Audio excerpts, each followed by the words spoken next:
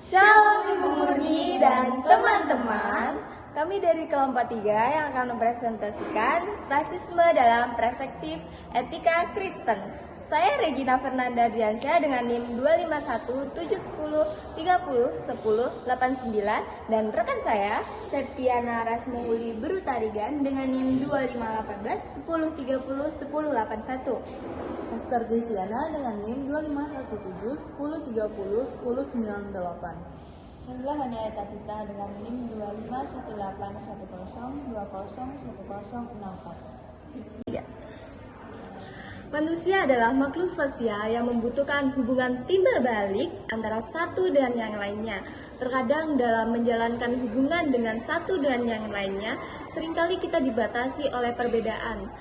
Tanpa kita sadari, seringkali kita melakukan tindakan diskriminasi, seperti kita membeda-bedakan ras, suku, budaya, bentuk tubuh.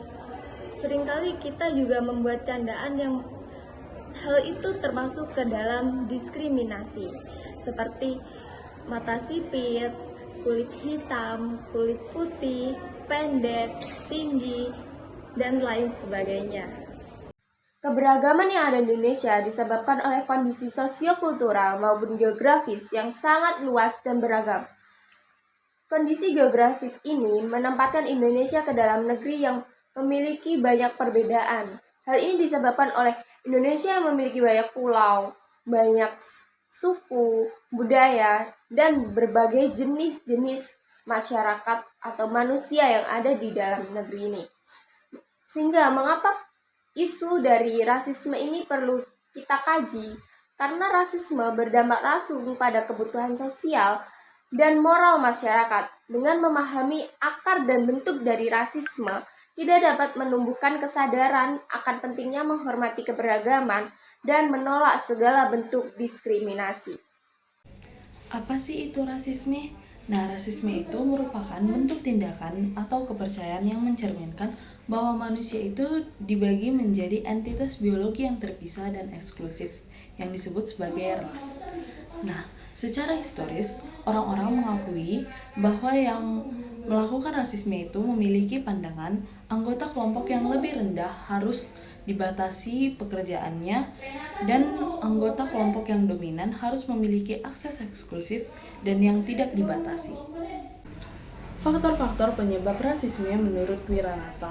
Yang pertama yaitu mitos dan pola pikir yang mengutamakan rasionalitas serta teori yang dicanangkan oleh Charles Darwin, yaitu teori evolusi, juga cakupan untuk menguasai hal tertentu dengan tujuan akhir yaitu menguasai. Yang kedua yaitu akibat yang ditimbulkan oleh rasisme ini ada dua sisi, yaitu sisi menguntungkan dan sisi yang dirugikan. Sisi yang menguntungkan ini didapati bahwa ras yang dominan itu bersifat berkuasa, dan ras yang dirugikan yaitu ditekan secara mental dan fisiknya. Yang ketiga yaitu wawasan rasialisme berdampak pada berbagai aspek kehidupan, bersifat negatif dan berdampak memberatkan masyarakat tertentu.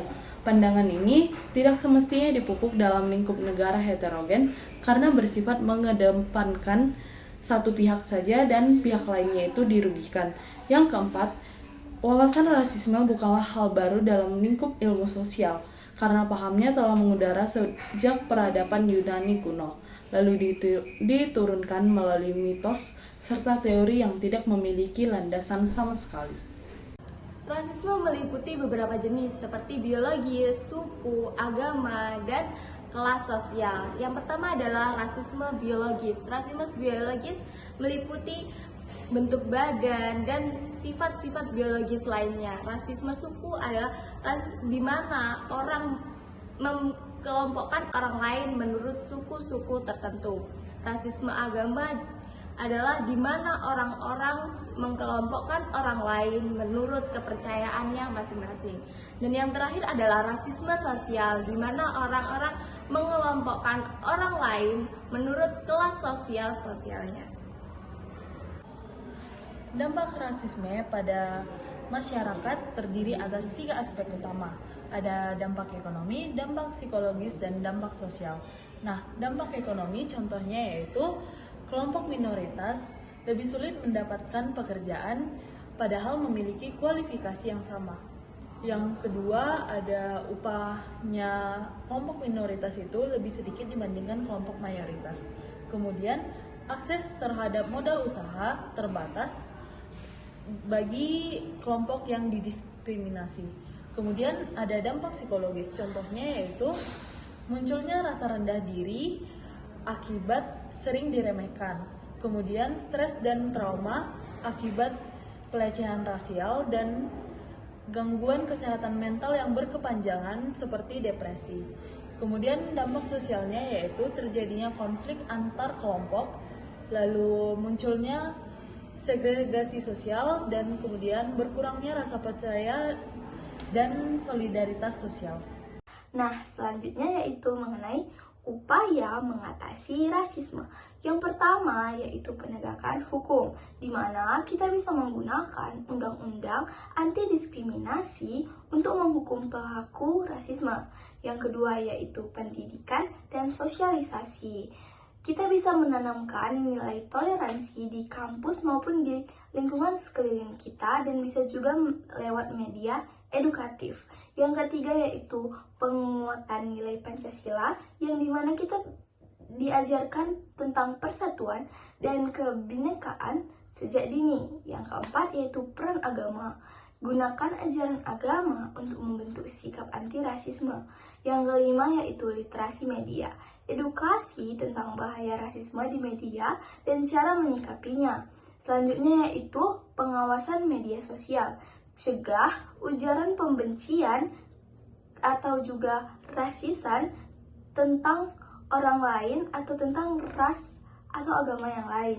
Selanjutnya yaitu pengabdian masyarakat. Sosialisasi bisa berlangsung kita lakukan secara individu ataupun kelompok dengan teman-teman kita di kampus maupun di lingkungan sekitar kita. Selanjutnya yaitu pengawasan media sosial. Cegah ujaran kebencian berbasis ras secara online. Dalam perspektif umum, yang pertama, dampak psikologis dan sosial. Rasisme yang menyebabkan stigma, memiliki rasa rendah diri, dan isolasi sosial bagi kelompok yang didiskriminasi dan trauma.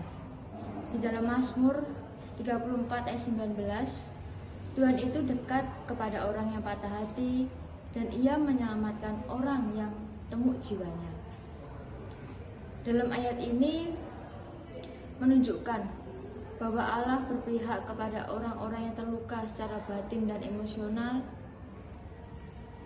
Tetapi dalam konteks umum, pesan ini mengajak semua orang untuk peduli terhadap korban diskriminasi. Dan lalu yang kedua, ketidakadilan dan pelanggaran hak asasi manusia. Rasisme bertentangan dengan prinsip kesetaraan dalam martabat manusia. Diskriminasi, contohnya ras, merupakan pelanggaran hak asasi manusia.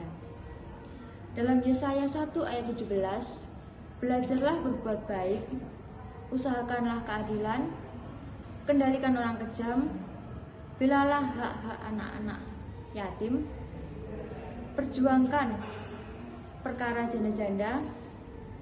Dalam kitab Yesaya ini, Nabi Yesaya menegaskan bahwa keadilan sosial adalah kehendak Allah. Diskriminasi rasial adalah bentuk ketidakadilan dan pelanggaran martabat manusia. Yang ketiga, menghambat persatuan dan kohesi sosial. Perbedaan rasisme yang diformat dengan hierarki mengancam solidaritas. Di dalam Roma 12 ayat 16 sampai 18, hendaklah kamu sehati, sepikir dalam hidupmu, bersama jangan membalas kejahatan dengan kejahatan. Usahakanlah apa yang baik bagi semua orang, sedapat-dapatnya kalau hal itu bergantung padamu. Hiduplah dalam perdamaian dengan semua orang. Paulus menasihati untuk hidup dalam keadilan, perdamaian, dan kesatuan. Rasisme menimbulkan konflik dan memecah belah persatuan. Yang keempat, kerugian ekonomi, dan pembangunan yang tidak merata. Di dalam Amsal 14 ayat 31, siapa yang menindas orang lemah, menghina penciptanya, tetapi siapa menaruh belas kasihan kepada orang miskin, memuliakan dia. Rasisme yang menimbulkan ketimpangan ekonomi terhadap kelompok minoritas maupun orang lemah merupakan bentuk penindasan. Dalam ayat ini menegaskan bahwa tindakan tersebut bukan hanya tidak adil secara sosial, tetapi juga menghina Allah sebagai pencipta semua manusia. Pesannya, masyarakat harus menegakkan keadilan ekonomi tanpa diskriminasi ras atau status sosial. Selanjutnya saya akan menjelaskan tentang kontra rasisme dalam perspektif Kristen.